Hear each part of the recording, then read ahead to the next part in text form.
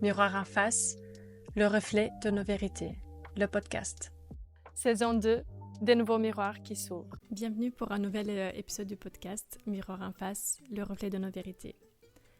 Aujourd'hui, je voulais partager une pensée, une émotion que j'ai vécue récemment.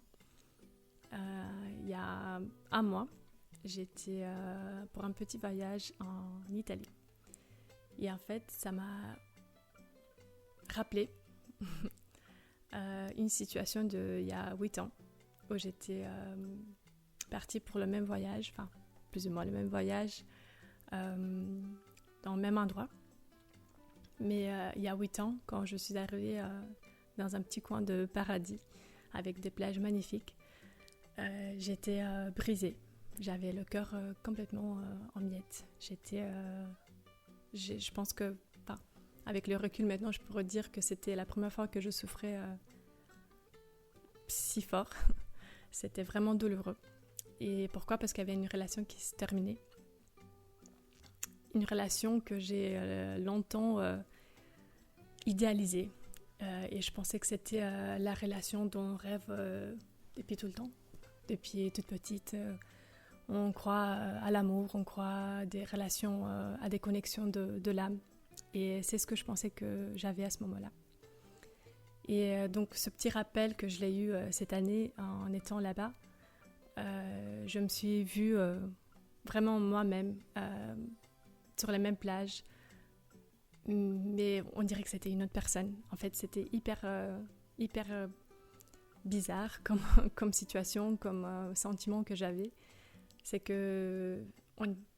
comme si je me dédoublais et j'étais plusieurs mois, celle qui a souffert, celle qui a évolué, celle que je suis aujourd'hui, avec tout le parcours que j'ai eu. Et donc du coup, ça m'a fait penser beaucoup à un mot plutôt récent. Donc je ne sais pas si tout le monde encore en connaît, mais ça m'a fait beaucoup penser à la limerence. C'est un mot qui veut dire une relation amoureuse qui prend un peu le dessus de nos sentiments, dans le sens qu'on croit à un amour qui est plutôt une illusion. Un amour qui existe, mais c'est pas l'amour inconditionnel, c'est pas l'amour dont on rêve, c'est pas l'amour dont on lit dans les histoires d'amour, dans les livres, dans les films, surtout les films américains ou les telenovelas où on parle forcément de l'amour. Quand on rencontre l'amour, je l'ai vu, c'est lui, c'est l'amour de ma vie. Donc voilà. Et donc ça, c'est un sujet, l'amour, c'est un sujet qui m'a toujours touchée. J'étais toujours à la quête de découvrir des nouveaux sentiments, de comment on peut aimer, comment on se sent quand on est aimé par quelqu'un. Est-ce qu'on peut aimer encore ou plus fort ? Est-ce qu'on apprend à aimer surtout ? Ou est-ce que c'est quelque chose qui est hyper fort, enfin c'est inné et que ça vient naturellement. Je pense que tout ça, il n'y a pas une vérité, enfin je voulais juste dire que c'est pas une vérité absolue. Ce que je partage, c'est ma vérité à moi par rapport à ma situation que j'ai eue, que j'ai vécue. C'est pas du tout une critique par rapport aux relations, mais voilà, c'est quelque chose de plus fort que nous. Enfin, bref, pour rentrer plus en détail, donc je pense que parfois, une relation, enfin, c'était mon cas, encore une fois, je me base sur l'expérience que j'ai vécue, et donc ce qu'on aime vraiment, c'est pas la personne. Désolée de dire ça, encore une fois, vous pouvez très bien ne pas aimer ce que je dis ou que ça peut, pas vous toucher de telle manière, mais c'est ma vérité, c'est ma vision. Parfois, on peut aimer juste ce que nous, on est par rapport, ce que la personne en face de nous réveille en nous. Et donc, dans une relation, par exemple, on s'attache, les sentiments commencent à naître, donc on ne pourrait jamais dire qu'on n'aime pas la personne. Si, évidemment, on aime, il y a différents types d'amour. C'est comme l'amour pour quelqu'un, un membre de la famille, ce ne sera pas le même amour pour enfin, un copain, une copine ou un mari, voilà. Donc c'est différent. Donc ce que je voulais dire, c'est que on s'imagine, si vous voulez, c'est comme si on créait un scénario dans notre tête et on se projette, en fait. Donc c'est simplement ça. On rencontre quelqu'un avec qui, par différents critères, il coche plusieurs cases sur notre liste. Et donc on se dit, ah tiens, ça me convient, ça me convient. Ici, un peu moins, mais c'est OK. Et donc on commence à se dire, je veux créer cette relation, je veux créer cet amour finalement avec cette personne. C'était mon cas. Donc au début, je pense que jamais de ma vie j'ai rencontré quelqu'un et je me suis dit, voilà, lui c'est l'homme de ma vie. J'ai pas vécu ça. Et pourtant j'ai eu des relations très, très fortes, toujours dans le respect de l'un à l'autre. Et dans chaque relation, j'ai appris des choses et surtout des choses sur moi-même et de qu'est-ce que je veux ou comment moi je vis l'amour, comment je aime une personne et qu'est-ce que j'attends en retour. Et déjà dans l'idée d'attendre quelque chose de quelqu'un, c'est pas tout à fait ça l'amour. En tout cas pour moi, maintenant, actuellement, en ce moment de ma vie, je ne le vois plus comme ça. Et donc, pour repartir, donc j'étais en Italie et j'ai vu Marcella, celle qui a évolué pendant les 8 dernières années, parce que cette rupture, elle m'a brisée, mais elle m'a donné en fait tellement d'élan, tellement de force pour m'ouvrir encore plus. Je vais jamais oublier les petits moments de souffrance où je pleurais énormément, où je voulais voir personne. Quelque part à moi, alors vous allez dire que peut-être c'est hyper tordu comme idée, mais quelque part à moi, j'aimais bien cette douleur, j'aimais bien cette souffrance. Mais pourquoi ? Parce que je sentais le changement, je sentais qu'il y a quelque chose de plus fort qui arrive. Et dans toutes les larmes que j'ai pu laisser couler, c'était à chaque fois, il y avait un petit quelque chose un petit arrière-pensée comme ça, comme si je me disais, ok, laisse-toi aller maintenant, si tu as besoin de souffrir maintenant, c'est ok. Et après, quand tu es prête, tu peux t'ouvrir. Et c'est exactement ce que j'ai fait. Je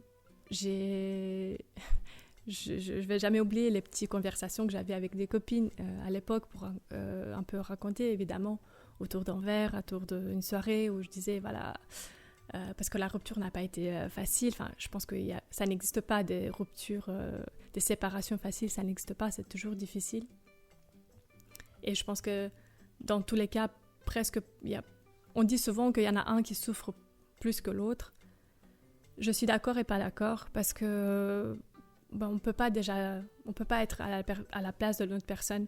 Donc peut-être oui, on souffre d'une autre manière ou voilà, les sentiments sont différents. Donc on peut pas dire que quelqu'un va souffrir plus que nous. On sait pas, on peut pas être à la place de l'autre personne. Mais en tout cas, ça a été assez difficile la rupture avec tous les enjeux. Mais bon, je vous épargne les détails parce que c'est pas ça que je vais transmettre aujourd'hui. Et donc avec cette souffrance-là, je racontais à des copines, voilà, je me sens comme ça, j'ai vécu ça. Et j'entendais autour de moi des phrases du genre oui, mais de toute façon, peu importe, les hommes, c'est comme ça, c'est comme ça, c'est comme ça. C'est mieux sans eux. Voilà, les relations, ça sert à rien. Enfin, il y avait beaucoup de clichés ou beaucoup d'amertume, en fait, beaucoup de colère vis-à-vis des relations, beaucoup d'injustice, que les gens se sentent un peu déçus, que voilà, les relations, c'est pas facile. Enfin, c'est plus facile, je pense que, et ça c'est quelque chose de très humain, c'est plus facile à vite trouver un fautif et dire c'est sa faute, au lieu de se dire, en fait, qu'est-ce que moi j'aurais pu faire autrement dans cette relation ? Est-ce qu'il y a des choses que j'aurais pu faire vivre autrement ? Est-ce que j'aurais pu éviter cette séparation, cette rupture ? évidemment, quand on souffre, c'est très difficile de se dire, ok, je vais me poser cette question. Déjà, qu'on souffre en plus de ça, c'est ma faute. Enfin, non, c'est pas l'idée de vous dire que c'est la faute de quelqu'un ou de quelqu'un. Je pense déjà, une relation de deux, c'est un couple, on parle de deux personnes. Donc, d'office, c'est deux énergies, deux histoires, deux cœurs. On peut pas dire que c'est la faute de un ou deux. Il y a toujours... on est impliqué à deux. Et donc, c'est plutôt ça comme message que je veux dire. Donc, la limerence, c'est cette histoire de la relation parfaite qu'on peut se créer. Bon, encore une fois, la relation parfaite que moi j'imagine, ça ne sera pas peut-être celle que vous imaginez. Chacun a sa description et sa vision du parfait. Mais c'est comme si c'est une illusion. Et dans la souffrance que j'avais il y a 8 ans, quand j'étais en Italie, après cette rupture, je souffrais, mais j'étais contente. Enfin, encore une fois, c'est un peu tordu de dire ça, mais j'étais contente que je vivais ça. Parce que j'ai réalisé que peu importe, c'était un choix aussi. Et ça, c'est encore peut-être pour un autre épisode où je parlais des choix et des décisions, mais c'était un choix. C'était mon choix de dire, ok, déjà le choix de cette relation, je l'ai choisi. Je l'ai choisi de vivre et je l'ai choisi de vivre jusqu'à la fin, même si c'était la fin, elle n'était pas très belle, mais voilà, c'est une fin. C'est jamais très beau, mais ça existe, ça arrive, ça fait partie aussi de la relation. Et moi, ce que je disais alors à tous ces gens autour de moi qui évidemment me voulaient du bien, ils voulaient être là pour moi et qui me disaient c'est sa faute, enfin bref, voilà, encore une fois. Et moi, c'est pas ça que je voulais entendre. En fait, je voulais rien entendre. Et donc, c'était la première fois peut-être de ma vie où je me suis isolée encore plus. Même si en même temps, c'est hyper ambivalent ce que je dis, parce que je m'isolais, je passais énormément de temps à être seule avec mes pensées. C'est là que j'ai découvert encore plus le développement personnel, spirituel. Donc, je commençais à lire, à m'intéresser à plein de formations, plein de sujets, toute l'information que je pouvais trouver de comment aimer, c'est quoi l'amour, comment on aime, est-ce qu'on apprend, est-ce que c'est différent, est-ce que c'est acquis, c'est vraiment cette question de acquis. Vous savez, comme une compétence, si maintenant vous allez faire des études je sais pas, devenir coiffeur, et vous avez appris les bases, donc vous pouvez déjà le faire. Mais je me disais la même chose, est-ce qu'en amour, on peut nous donner quelques bases et se dire, avec ça, c'est acquis. En fait, non, c'est jamais acquis. Et c'est ça aussi la beauté de la vie, la beauté de ce sentiment d'amour. Et je pense aussi que dans les moments de souffrance, c'est là qu'on ouvre un peu, c'est comme si le mal... qu'on peut le vivre, va un peu ouvrir ou laisser la place à l'amour arriver. C'est un peu... c'est un peu, comment je dis, caricatural de dire ça. Enfin, voilà, je ne sais pas si vous avez l'image, mais c'est vraiment ça. C'est comme si dans le mal, je vais faire de la place dans mon cœur à me dire, ok, tu as vécu ça, tu as vu comment c'est mal, tu as vu comment ça peut aller très... très fort, en fait, dans tout ça, on peut remplir avec l'amour, avec de la bienveillance, avec le respect. Donc, tout ça, ça peut être remplacé. Et je pense, effectivement, encore une fois, c'est ma vérité, c'est ma vision, mais que c'est toute question de balance, d'équilibre dans la vie en général. Autant on a du mal, autant on a du bien aussi. Et donc, cette limerence... donc c'était la relation parfaite que j'imaginais. Donc oui, ça faisait 4 ans qu'on était ensemble, et donc ça a été une rupture vraiment au moment où je pensais que en fait la prochaine étape c'est construire une famille, c'est se poser justement et me dire ok, je suis prête pour cette prochaine étape de ma vie. Et puis la rupture est arrivée comme ça, même si ça a été une rupture qui a duré très très très longtemps. à chaque étape, à chaque larme, encore une fois, je me suis reconstruite plus. Et je demandais dans les méditations, dans les affirmations positives, j'ai commencé à faire des affirmations positives, des méditations, enfin plein de choses. Et tout était lié par rapport à l'amour. Et je ne demandais pas à l'univers, je veux maintenant un mec qui est comme ça. Je ne demandais pas ça. Mais ce que je demandais, c'était vraiment le sentiment, parce que j'ai aimé cette personne, évidemment. À ma manière, c'était évidemment, maintenant je vois avec le recul, c'était plutôt de la limerence, mais on ne peut pas dire que ce n'était pas de l'amour, c'était de l'amour. À cet moment de ma vie, avec la capacité que j'avais à aimer à ce moment-là de ma vie. Mais ça ne veut pas dire qu'on ne peut pas avoir plus, on ne peut pas vivre autre chose. Je pense qu'il y a toujours de la place pour plus. Et donc ce que je demandais à ce moment-là à l'univers, c'était je veux aimer encore plus fort. Je veux vivre, je veux sentir ce que j'ai senti, mais plus fort, à un autre niveau, à un niveau complètement presque qui fait peur. Et c'est ça, je me focalisais sur ça. Pas sur maintenant j'ai appris de mes erreurs. Parce que souvent, quand on se dit, ok, en fait, j'ai compris mes erreurs, je ne vais plus faire ça et ça et ça, je ne vais plus choisir un mec comme ça. Déjà, quand on choisit nous-mêmes, je pense pas qu'on doit se choisir en tant que personne, on doit plutôt se rencontrer pour avoir des vraies connexions. Mais se choisir, c'est toujours, encore une fois, comme je dirais, c'est cette limerence. Donc, c'est l'illusion qu'on va créer autour de cette relation. Donc, par exemple, on va se dire, ok, moi, je suis avec telle personne et je créais autour de ça la vie, la relation parfaite que je me dis. Et donc, je me base sur ça. Et donc, en fait, dans cette souffrance, c'est pas le fait d'aimer qui nous fait vraiment mal, c'est le fait de perdre cette illusion qu'on s'est créée autour de cette relation, donc la limerence.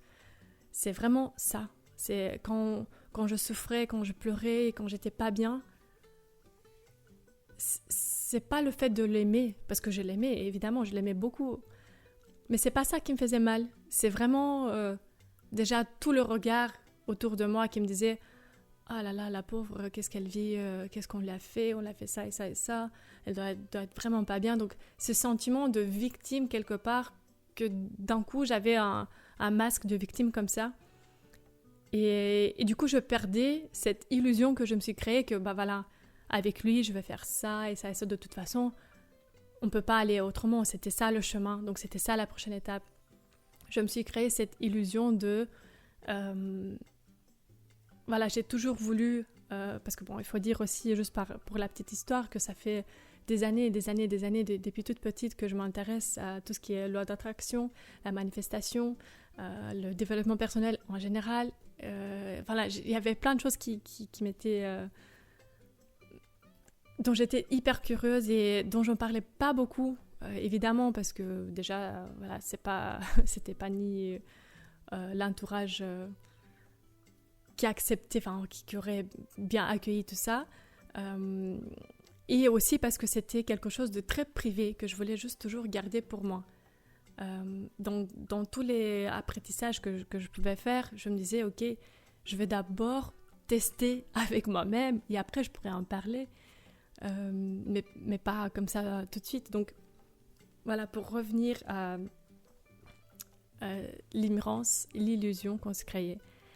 C'est comme si on se fait En fait, on devient obsessif, en fait. C'est une obsession qu'on se créait par rapport à cette relation, parce qu'on veut que la relation fonctionne. Évidemment, l'intention n'est quasi jamais négative. Bon, il y a des exceptions comme tout, mais on va dire en général, quand quelqu'un se donne tout dans une relation, l'intention n'est pas mauvaise. L'intention, c'est de créer quelque chose de beau, d'avoir des enfants, ce qui est déjà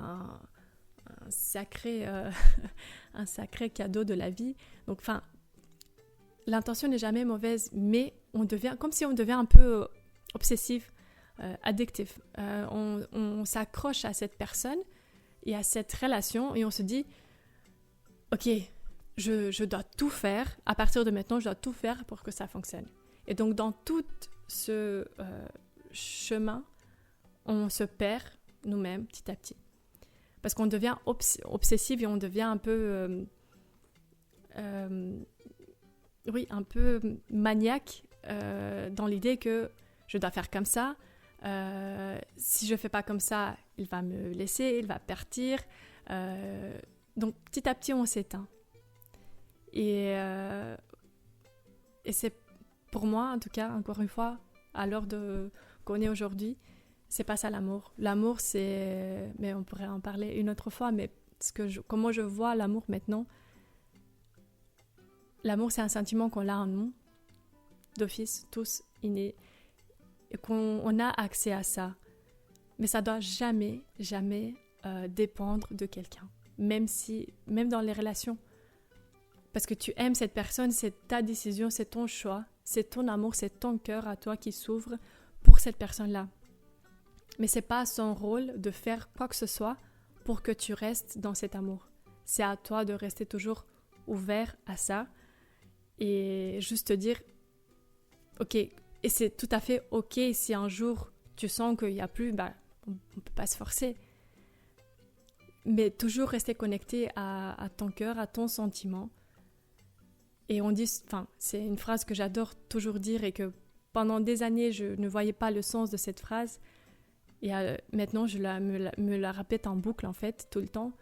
C'est que quand on aime quelqu'un, vraiment profondément, l'amour inconditionnel, en fait, on est prêt à le laisser partir.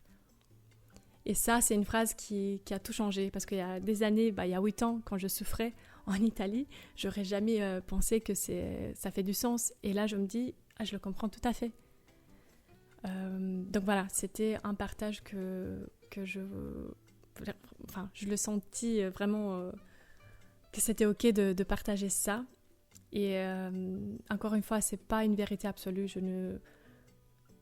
Déjà, l'objectif de mon podcast et de mon partage, c'est ne pas dire une vérité absolue. Je suis pas ni Dieu, ni Bouddha, ni ce que vous voulez, mais je suis juste moi, Marcella, avec mes expériences, avec mes sentiments. Et c'est comme ça que je vois en tout cas l'espace que je crée ici avec ce projet, avec le podcast. C'est vraiment ça, c'est juste partager ce qu'on sent à ce moment-là de notre vie. Parce que dans toutes les étapes, dans toutes les expériences, il y aura toujours quelque chose de différent, de beau à voir si on est prêt à voir ça. Donc ça dépend toujours de la perspective dont on regarde. Et donc cette l'immense que j'ai pu vivre, j'en suis tellement reconnaissante maintenant. Je pense que ça fait de moi maintenant une femme qui assume beaucoup plus ses sentiments, qui s'est ouverte encore plus à l'amour, qui n'a plus peur d'aimer en tout cas, parce que dans le sentiment, dans l'engagement d'aimer quelqu'un, on a souvent aussi peur parce qu'on se dit mais si on aime quelqu'un tellement fort et que finalement on perd cette personne, la souffrance que je peux vivre, ça sera encore plus forte.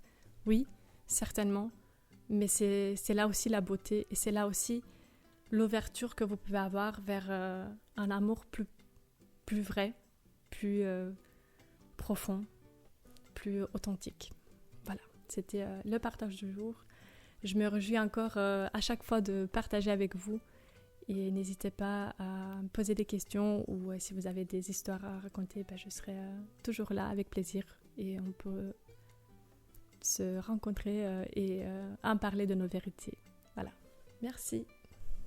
Ce que j'ai découvert après cette rupture, c'est que l'amour ne se vit pas qu'à deux. L'amour est un chemin, un miroir, de soi vers soi et ensuite vers l'autre. Dis-moi, as-tu déjà vécu la limerence toi aussi ? As-tu déjà confondu obsession et amour sacré ? Écris-moi, je lis tout. Si cet épisode t'a touché ou relevé un sentiment, n'hésite pas à m'en parler et à partager autour de toi.